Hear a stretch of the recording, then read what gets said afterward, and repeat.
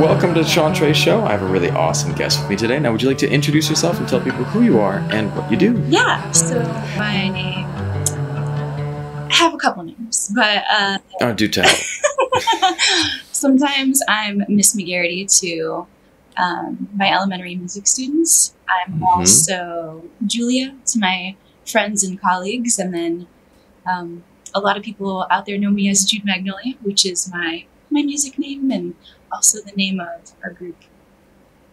Awesome. Awesome. So there's a lot to unpack there, right there. So let's before we started, you were talking about how you are, gifting music to the next generation. Can we talk a little bit about that? Yeah, absolutely. Tell me about how you are teaching kids music. Talk to me about that a little bit. Yeah, so when I first started, I was teaching for the Montessori schools of Portland. So I was teaching children from walking up to the age of 3. So I was able to cultivate so much joy at the beginning of life and also learn joy from these children. And it was amazing because they would go from, learning how to walk, and by the end that they would be singing, and sometimes they'd be singing before walking. That's awesome. And yeah, so that's kind of like where it all started. But, in my day-to-day, I teach 6 levels, so kindergarten through 5th grade.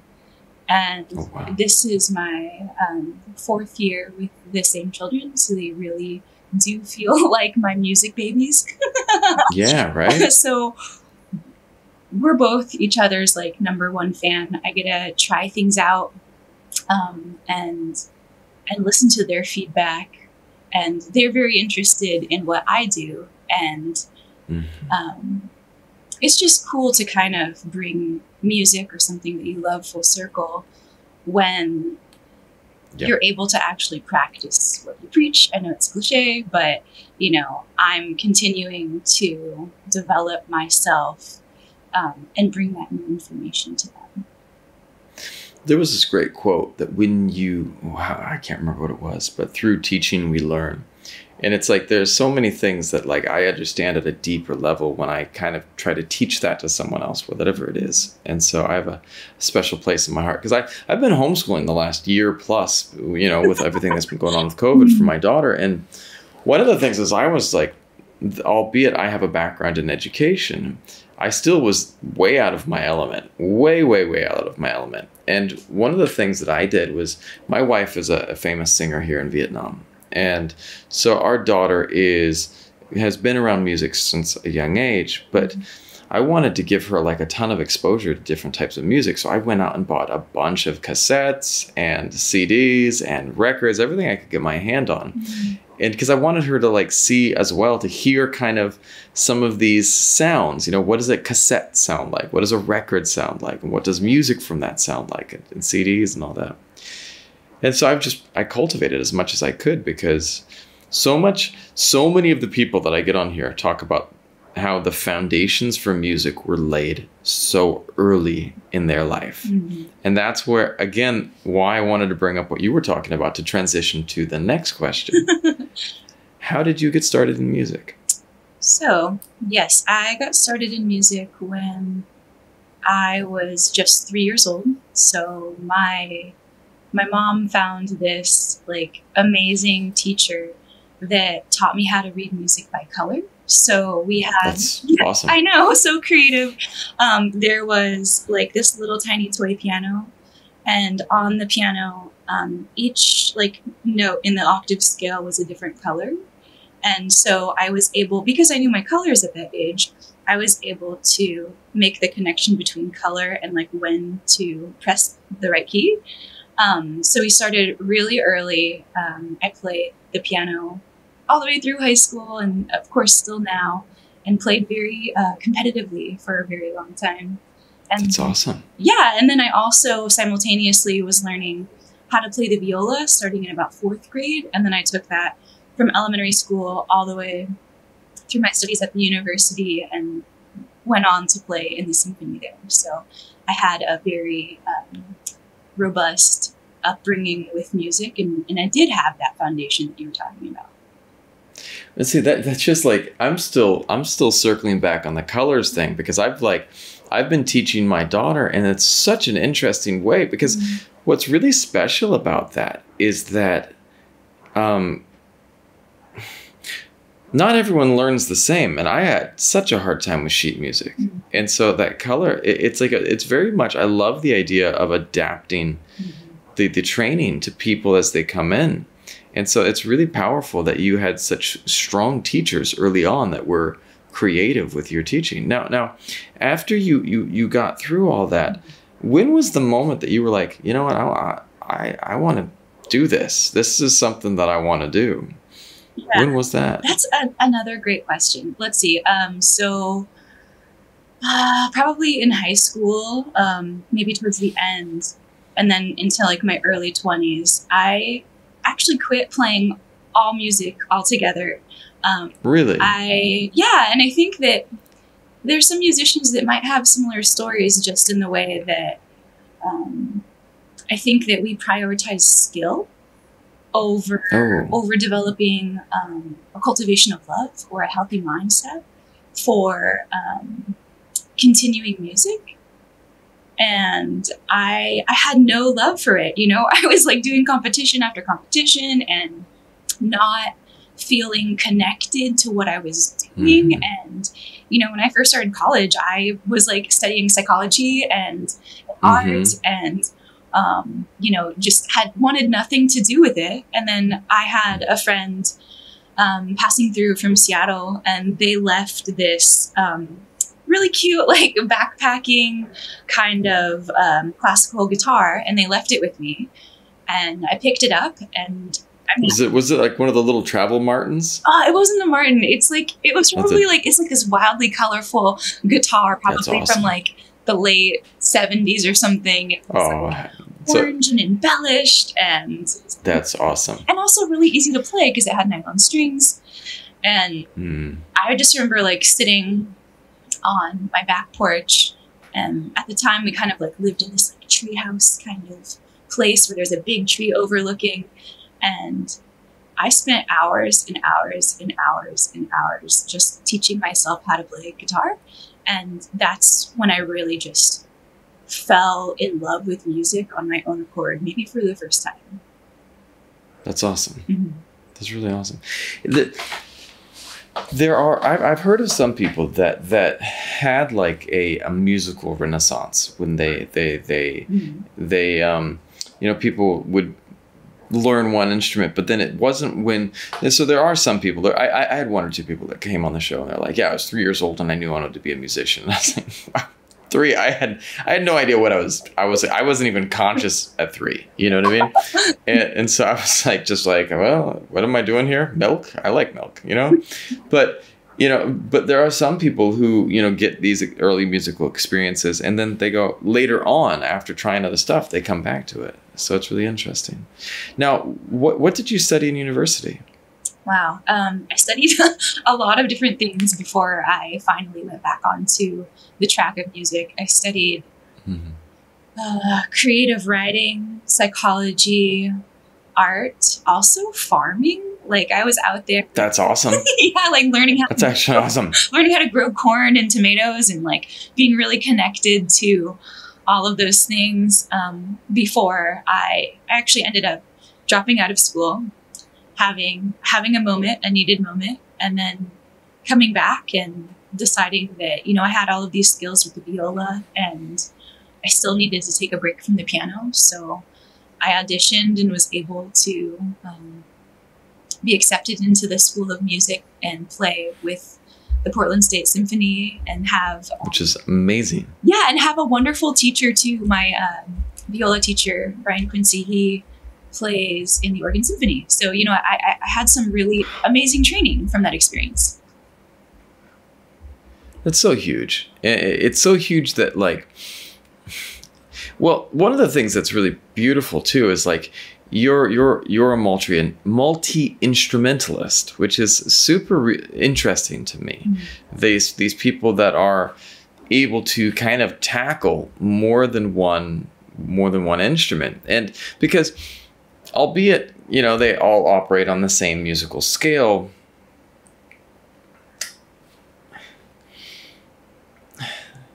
they sing differently. If that's, does that make sense? Yeah. Like there's really like, you know, a person who's approaching the bagpipes, the bagpipes are very different from a drum, which is, well, those are bad comparisons. Bagpipe versus a piano versus a flute versus a trumpet. You know, the piano is going to be something strikes and then the different resonance that carries off. You know, versus a wind is going to be the intensity coming and going from breath control. And, you know, bagpipes are just that crazy melodic droning on and on, which is awesome, especially if you're riding a unicycle or dressed like Darth Vader, which is an actual video on the internet. Oh, yes, I know. That's a good one. Yeah. So talk to me, like, about then your journey. When did you find the cello? Or sorry, the viola. Oh, viola, right? Yeah, you're good. That's been like, I think that the viola is such like an interesting instrument because people are like, what? That's a real instrument? And I'm like, yeah, it plays in harmony, you know? But in a lot of ways, it's like a cello. It's like a baby cello because it has the same strings. Yep. But yeah, I started playing that when I was in 4th grade. And then, you know, playing all of the music in the symphony and like learning from the greats. I really enjoyed it, but I wanted to break all of the constraints and the constructs of that music. All of that music is written by old white men, and and not like identifying and connecting with that. I just took it upon myself to start improvising a lot. So after school, I was able to play in a lot of groups and let go of that scripted, cerebral type of playing and really get in touch with a spiritual connection to how I wanted to play that instrument.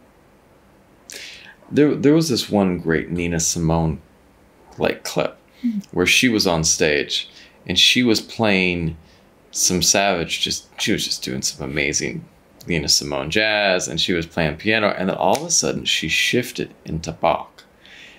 And like, cause she was a very highly trained pianist, and she shifted into Bach, and then she shifted back into her jazz, and it was just like seamless because for her, she was doing it her own way, and it was just the music, it was just the notes, and there was no constraints. It wasn't Bach play the way, you know, it was traditionally played because it's so rigid, like you're saying, like it is so rigid. And that's so beautiful, like that you talk about this spiritual connection to the music. Can you tell me more about that? I have an idea, but I would love to hear how you appreciate that. Sure. Yeah, like when I was when I had the guitar and I was writing on the back porch, and really connecting with being honest and present with myself instead of aiming to please other people, and writing all of this music that was purely for myself on that first album.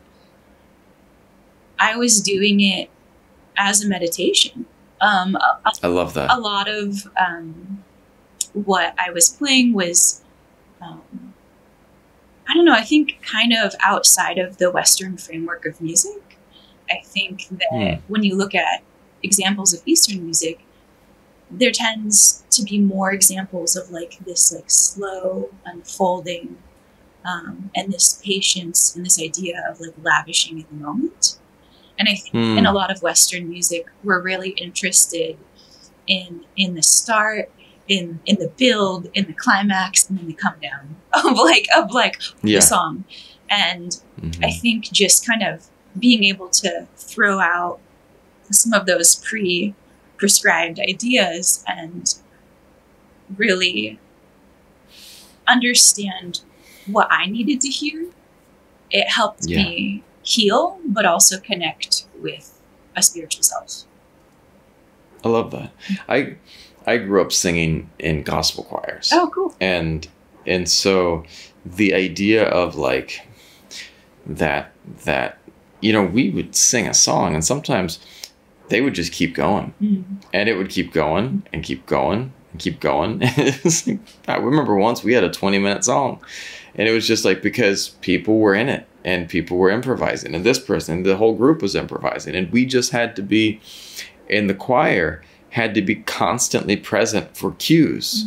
And he would give us a cue and you watch the director. And it was this very much, I grew up studying philosophy, and in university I studied like Eastern philosophy, especially with Buddhism and Zen Buddhism, and I loved the early Zen Buddhism, and I studied a lot of the Chan Buddhism, which was the Zen that was originating in China, that then it moved into Vietnam and Korea and Japan and became what we now call Zen. But these were the guys that were like, it was a great one where like there would always be the idea of the koan, and that was something that came out of Japanese Buddhism, but the idea was still there, right?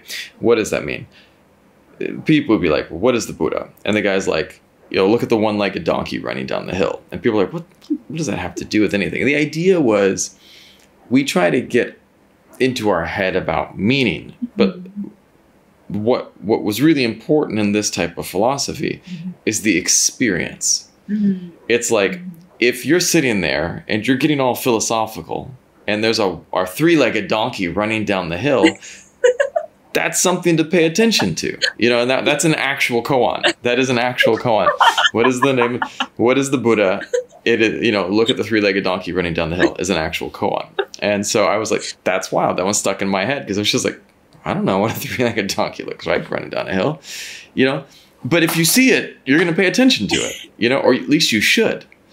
And in a world so preoccupied with this, or, you know, and other things, that present moment experience is powerful. So I love that you bring up the spiritual nature of music. Have you ever had a piece of music that has affected you deeply in a spiritual way? Yeah, this is gonna be. It's kind of funny because I was just like, oh, I don't really want to listen to.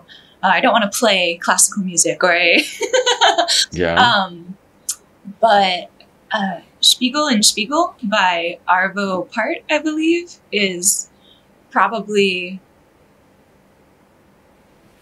one of the most opening pieces of music for me. I remember driving like over the I-405 bridge, listening to this one morning and just crying because of how beautiful it was, and how you know, how patient it was. Oh, you know, I love that. Just giving the time to really be there. And that's, you know, a part of like the aesthetic that I really appreciate. So yeah. And there's something about strings as well. I don't know how you pronounce this, but there is I think they are European, Haevn, Haven, or something like that. It's not Haven, Haevn or something. And the song is "We Are Symphonic," and it's like done with a live orchestra, and it's like, and when you hear the strings, and it's just this piece, and it's just like, wow. And there's something about strings that has always struck me deeply. So I always respect people who play the strings. It's just amazing. The most unforgiving instrument you can play. Oh, yeah. Yeah. Talk to me about that. Well, talk to me about that. It's kind of funny because we're doing the same thing with like my kids at school and like learning ukulele. But it takes a tremendous amount of mental and emotional energy to sound ugly for so long, right? Like right. having the muscle memory to remember where each pitch lies, and then also having the confidence to have it speak. So I think that, you know, it is really hard on the mind, and you have to find ways to forgive yourself in those moments and continue to push forward. So I think I've learned a lot of just a lot of information from playing a string instrument. That's awesome. I've never heard that described so accurately. Because it sounds so horrible for so long. I took violin as a child. Ooh, you know. And I never ever got to the point where I thought it sounded good, because I was just like, I looked at my mom, I was like, let me play piano, because at least that sounds, no matter how, doesn't sound great, but it doesn't sound awful. And when I played the violin, it sounded awful. And I love the violin. It is probably one of my favorite instruments. Aww. But not when I played it. Yep. For sure not. Yeah, but you never know. My friend, I respect my friend Michael started studying the violin when he turned 40. And I was like, that's beautiful that people are willing to try to go back at something. Yeah. Talk to me more. Now you studied these instruments. How did you get into the group that you are part of now? Yeah. So I had many different projects over the years. I did solo stuff. Yeah. I played in a lot of different groups around town, and tried to start harnessing, my ideas. And it took, it probably took a good 7 or 8 years here, going down the wrong path in the maze until I finally found my family, my musical soulmates, each of them. I love that. I have a big band. We have 7 people total, 6 of us regularly performing, and they are the best people that I could have ever put on a team together. Jessica, she sings backing vocals for the group, and she has been with me since we started college. So she was there. That's studying awesome. Music education. We went on to get our master's degrees together, and she's also another elementary music teacher. So we are very bonded. Devin is the vibraphone player and plays guitar. I met him by playing in one of his bands, and now he supports me. Also met, so awesome. Yeah, also met our bass player through that group. Tim, the bass player, and then Alex, who plays keys. They both went to Berkeley. They had all the chops, they did all the things, and I'm just shocked still that they're like, I want to play music with you. And I'm like, okay, sure, let's do this. Let's do it. A lot of times I feel like I have imposter syndrome. I'm just right. I guess I'm cool, I guess. But yeah. And then Sasha, he is our drummer, and he is the audio engineer at Dead Aunt Thelma's recording studio. Okay. And I just met him online, seeing what he was doing, and then seeing sometimes that he would have a drum video, but he wasn't playing in any groups. And he's just turned out to be this extraordinary drummer that is being able to utilize all of his music background outside of being a recording engineer. That's amazing. Yeah. It's cool too. And a couple of things that you pointed on there. The one first thing is imposter syndrome. And then I want to talk about finding your tribe. But one of the things that's a lot of people come on, and even people that are really, really, really established in their profession have talked about imposter syndrome to me. People that are, DOP of a major movie, and they're sometimes I feel like I know what I'm doing. It's certainly you've been there, they've got the experience, but I think that so many people deal with it's not uncertainty, but just the momentary gaps in confidence would be how I describe it, and just you gotta now, how do you get through your feelings of imposter syndrome? How do you get beyond that? I think that's a great question. I think that identifying as a multiracial young woman. My mom is from Korea, and my dad, he's from New York, but his family originally came from Ireland. My last name's McGarity. It's very Irish. But kind of having this like perspective of from a young age needing to assimilate into white culture and being identifying as Asian. I think that the typical role that is prescribed to us is being gentle and being polite and not asking for a lot, not taking up a lot of space. And so I have to constantly undo those constructs that have been given to me by society to say, hey, listen to me. I have ideas. I have energy. Yeah. And I've gotten through that by going to where I am celebrated and not tolerated, right?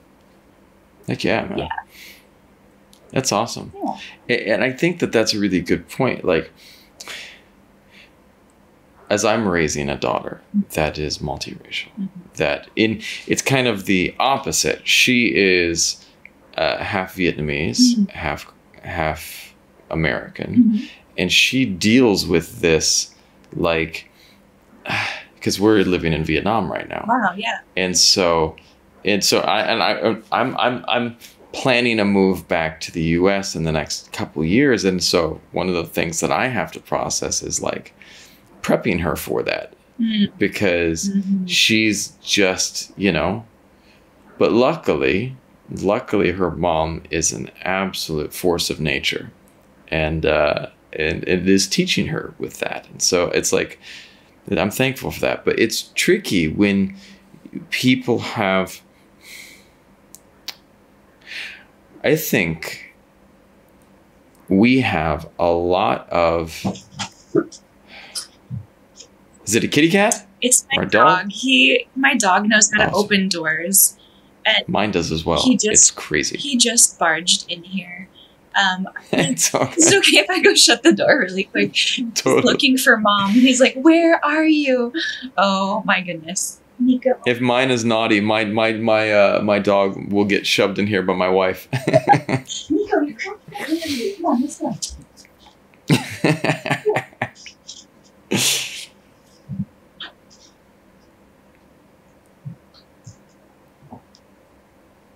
Yeah, he's so funny. That's awesome. That's awesome. Well, what I was going to dive into was, gotta love dogs first and foremost. They take any tension out of any interview. If you're like dealing with anything heavy or serious, the dog's like, hey, what's up? I'm here. Focus on me. But one of the things that you were pointing out is, was that we were talking about you were learning to celebrate yourself. And I think that's so important, because we are all unique and different and special, and no one fits into any mold. Yeah. Whether you are whoever you are. I mean, I was always an outsider, just because I was weird. I was different. I was a weird kid, man. And I changed schools a lot. And my dad, and so we moved all over the US. And so even for me, like, I came from New England, and then we moved down to the South. And moving from New England to the South, that was a different culture. And then we moved from the South to the Pacific Northwest, and Pacific Northwest to Texas, and Texas to California. There is so much, like, people like to put other people in boxes because it's easier for them. Oh, yeah. Right? It's way easier. Oh, this is how you should act. And it's like, well, that's not who I am.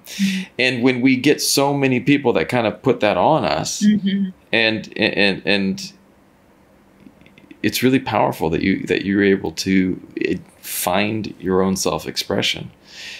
Are there what are some of the things that inspired you to find ways to I love the way you said it,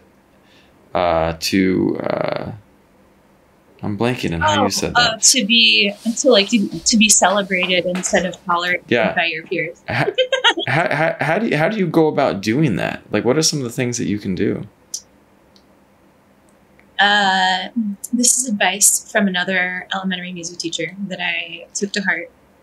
And when I got some of that recognition from NPR this past year, which awesome. Yeah, just to have like Bob Boylan like review or even listen to my music, I was just shocked, with like our culture, but also like what they're doing and them seeing me. And one of my fellow colleagues like came up to me like at a meeting, and he was like, I love what you're doing. And he's like, you got to follow the heat. And I was like, what? Tell me about this. I was like, what? And I was actually like confused for a second. I'm like, heat? I'm making music. What are you talking about?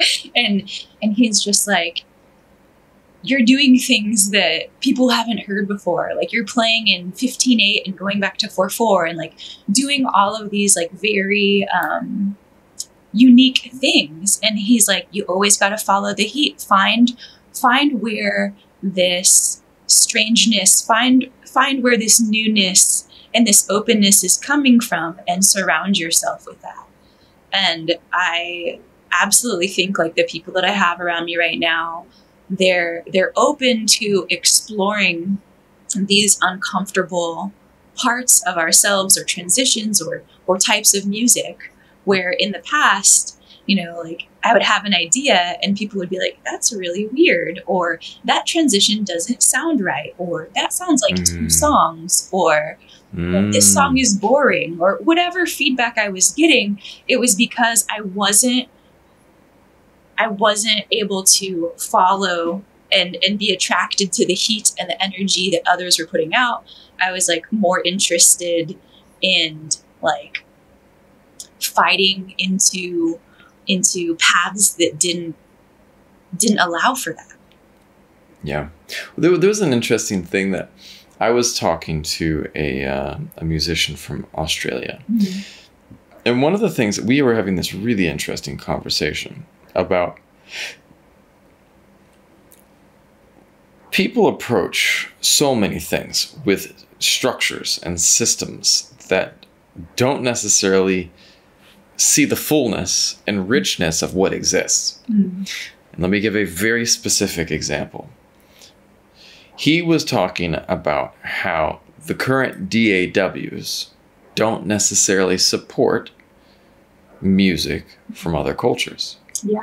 And so he was pointing out, like, if people from India are, certainly you can't use some of the quantize features, or some of the auto-tune features are not necessarily going to work because it's applying it to the grid, the musical grid that is, what we have established in the West, that are the note structures. But I'm really excited to interview this one gentleman in the next month, who's from Turkey, and he plays a special guitar that is oriented towards the note structure. I don't know how you would call that. There's a specific name for it, but I can't, it's not the note structure, but like the notes are actually different in certain types of music from different parts of the world. Like they don't have the same,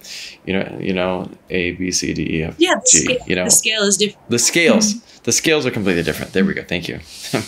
I feel like a child. No. So different scales. It's literally, they have more notes, and the notes fit in different places. And so my point being, even the basic structure of what we are creating in one place, people would look at that and go, that doesn't work. Doesn't fit onto my scale here. It doesn't fit here. So obviously it's not good. But no, there's a whole art form based around this. It's just beyond your comprehension. Mm-hmm. Mm-hmm. But it doesn't mean it's wrong. It means it could be amazing, And so sometimes we have to blast people's minds open and kind of just get them, whoa, that's amazing. Yeah. But I love that. Was it follow the heat or follow the fire? Follow the heat. Wherever it's warm, you go there. Yeah. You go. It kind of reminds me of like, yeah, what was that?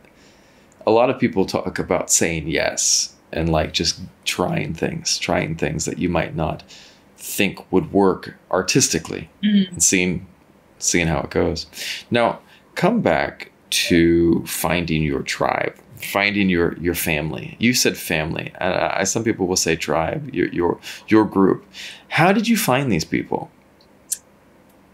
Yeah, I think that, Jessica, I had known her for like 10 years. From school. From school, yeah. teaching. And then Devin, who is the guitarist and vibraphone player, I had played in, he actually like met me. I was performing, I used to perform a lot just by myself, solo. And he had found me at a show that we had both been on the bill for, and his band was playing New Modern Warfare. And after my set, he was just like, I've never heard anything, like what you're doing. I'm very interested. It's so beautiful. He's like, I would love to play. So I went on to play like viola with him, do backing vocals in his group. And that's where I met Tim, my bass player. So Devin and Tim kind of came from the same sort of community. And then I met Alex Milstead, the keyboardist in our group. He's actually the husband of one of our grad school classmates. So his wife went to grad school with Jessica and I, and so we're all kind of connected somehow, which is cool. Yeah, well, that's the beautiful thing. Is like there's always this synchronicity about how people come together. Now, what have you been working on lately? What are some of the projects that you're working on recently? Yeah, so outside of my own project right now, I've been working with No Boy. So that's Julian and Amelia. They currently are doing some amazing folk music related to reviving Vietnamese history. So nice. He has a very interesting perspective, also being half Asian and half white. And, playing viola with him right now has been really cool. We're actually going to go up to Seattle, I think the second week of January, to go play on KEXP, the radio station. And very cool. Yeah. His music is just so healing for me, and also to like see that representation in the images of his past and his family just like merged into this magical storytelling through music.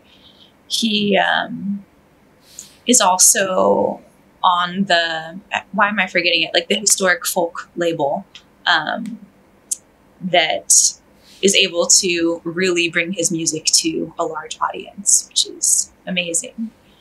And then outside of other people's music, our group, we're just working on releasing our first album together. So congratulations. Yeah, we've released 2 singles, New Love and Jane Jane. And then we have about 7 or 8 other songs that we're just about done with. And yeah, we're actually working on the next album even. So for 2023, yeah, I think it's going to be geared more towards the learner's mind, the young mind, anyone that's open to receive the joy through having fun through music. I think the perspective has changed. There was, and I like that, there was, my friend Tim came on, and he was talking about how this music producer for Led Zeppelin was taking their music and played it for I think it was like Mick Jagger and also George Harrison. And they were like, this is garbage. This is trash. This is horrible. No one's going to like this, man. It's horrible. What are you doing? This is absolute garbage. Mm-hmm. Well, those Led Zeppelin, they went on to become pretty prolific. But so often, when people start doing something new, there's always this pushback. there's always this like, well, that's not how things are supposed to sound. That's not the way it's done. Mm-hmm. And so it's interesting that, you know, coming back to your, you know, follow the heat, you know, it's such great advice, because if we can go down that path, if we can kind of dive down into areas where, because also I would like, it's almost like as well where you start feeling a little bit uncomfortable, you know. Mm-hmm. You ever, you know, I always think about when I travel somewhere. I hate traveling. Not gonna lie. Going into airports, you know, all of the security checks, all of the, you know, I couldn't handle traveling before COVID. Like now it's like so stressful. Like I'm not good in small spaces. But then when I get to the destination, wherever it is, it's just like, wow. Sometimes you have to lean into that discomfort. You have to lean into that space of being uncomfortable to really get to something special. You know, when I was getting ready to move overseas, you know, my first couple months living in a new country, I was just like, what is happening? Mm-hmm. And then when you're able to just let go, you enjoy everything. It's kind of like, whether it be the music or the food or the sounds, it's like giving yourself permission to say, yeah, let's play. And so that's what I loved about you talking about for your next album, is like this idea of I was talking to someone recently and I was like, you know what would be the coolest thing for them to bring to a concert? A giant, you know those kids' birthday parties and they have the jumpy castles? Can you imagine if they had like a giant jumpy castle? Granted, you would have to make it safe. But literally probably one of the coolest things ever, you know, to have at a giant concert. But I mean, granted, probably people... I might take your idea. I have, right? I'm doing like Go for it. A birthday party show for my Pisces birthday on February 25th. And we're going to play at the Hollowed Halls there. And nice. You know, I'm thinking about the bouncy house now. I'm thinking about all the games we're going to play. Like in a lot of our live shows, we have that element of fun, you know, like we have a game where people are trying to find a snake and it's hidden in the venue and the song doesn't stop until the snake is found. And though these things traditionally are like, you know, for kids, like yeah, right. the big kids love it. They love just being in the moment and so enamored with the idea of fun. Yeah, you know who I absolutely love for something, and you're gonna be like, what? One of the people that I really crack up about is Ed Sheeran, and there's one reason why. He doesn't. I'm pretty sure he doesn't take himself that seriously. And maybe I'm wrong, but like he cracks me up. Like he just did this cover with Elton John and he was wearing like one of Elton's, he's like, Elton gifted me a tracksuit. And then in the next one, he was wearing this tight little fitting like elf dress. Wow. Like, and you're like, that's hilarious because, and he's this funny looking little guy who looks like, you know, like Ron from Harry Potter. And then, you know, in his new music video, he plays this vampire and he's just, wow. And it's hilarious. Like, I mean, but my point being, like, if you take life too seriously, life is tough. I know. Life is tough. And you know what? There will be tough moments. When we're having fun, it shouldn't be one of them. To take things so seriously is my opinion. Yeah, that reminded me of something that's really funny that my drummer does. Please do tell. So talking about this whole topic of like being in your discomfort, like half of what I do as a teacher is teaching children how to be safe in their discomfort, right? Oh, I love that. Yeah, it's really hard to get them to feel that and accept that. That's a feeling that they're allowed to have. You don't have to fight it. Mm-hmm. But in one of our songs, the song progressively kind of just comes out of all sense of time, at one point we're all playing in different time signatures, like there's no rhyme or reason. And it's to give space for this type of feeling. But there's also this comedic aspect of like, I didn't know this, but my drummer would actually take his drumsticks and intentionally drop his drumsticks off of his set and pick them up, like as a way to show that it's okay to like let things go. Like it's okay to, that's awesome. It's okay to sound ugly. It's okay to make a mess, because in the end, we're gonna come back together, and it's okay. I love that. And with my daughter, I have to be careful, because we are adults are trained toward rigidity. Mm-hmm. We are trained toward towing the line. Mm-hmm. And she bounces all over the room. And I have two choices. I can validate her calming down, sitting in her chair, or I can validate the fact that she loves to dance. Mm-hmm. And that she just loves to move, and she loves to be, and it's a challenge for me. I'm not gonna lie. I have to check myself. Today, I was finishing editing a video, and it was just a stressful day today here at home. And she came up and she had some popcorn, and she started going and chewing the popcorn in my ear. And at first I wanted to be like, stop that. It's annoying. Yeah. I'm trying to listen. I was like, Ilani. And I turned around and she just had this look like, and I was like, Sean, this is a moment where you can make the right decision. Mm-hmm. And I turned around and I looked at her and I said, do it again. And she went, came and chewed it in my ear again. And I was like, parenting win for the day, you know? And so, because I think that we have to remember that it's okay to step outside that box. It's okay to be out of step. It's okay to drop those drumsticks. It's okay. Yeah. And I totally identify with some things you brought up about your daughter. Like, I feel like I learn best through movement. That's like my vehicle of receiving information. And yeah, I think like the more ways that you're able to push that energy into an avenue of creativity, like that's the same way that I teach my kids at school. Like I don't take the song that we're learning and just shove it at them and tell them to regurgitate what they're hearing.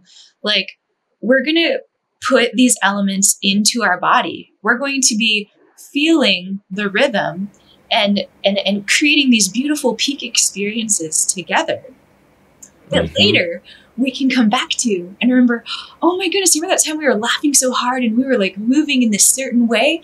Well, now we have this mind map that we can derive rhythm or melody from. Yep. And you have this chapter that you can reference that you experienced with your body.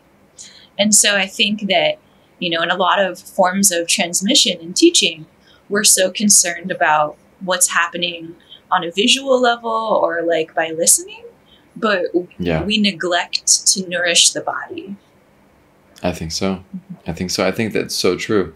And one of the things is like playing into the other senses. Like, I'm already thinking about like tomorrow I'm going to the bookstore, I'm buying little circle sticky things, and I'm coming home and I'm putting on each of the keys and I'm coloring them. So we're going to color each one a different color. I'm that's like, seriously, I've been coming back to that. I'm like, I'm like, put that aside, Sean. Don't think about that during the interview. But like, that's such a brilliant thing. I'm going to totally do it. Mm-hmm. So I love it. Now, if you could go back in time and talk to a younger version of yourself, what advice would you give yourself?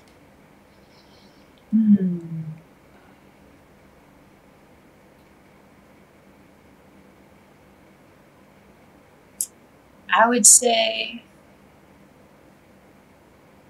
be ferociously and persistently kind. Ferociously and consistently kind. I love that. Yeah. Talk to me about what that means. I think that a lot of modern day musicianship is about developing this ego and like this coolness and this rigidness and this stamp of approval. And we forget that along this path and along our experience, we're meeting amazing human beings that have so much to offer. And if I had been able to focus on just knowing myself and being kinder to myself and others, I think that raises the frequency of opportunity. And if you're to my younger self, you know, if I wanted to grow at an exponential rate, that's how I would have wanted myself to navigate the world, because that's what I'm doing now. And, you know, if I had done it sooner, I think that those windows of opportunity would be even grander. So, yeah. That's beautiful. Yeah. Now, if you had Aladdin's lamp, what would you wish for? Aladdin's lamp. What I wish for?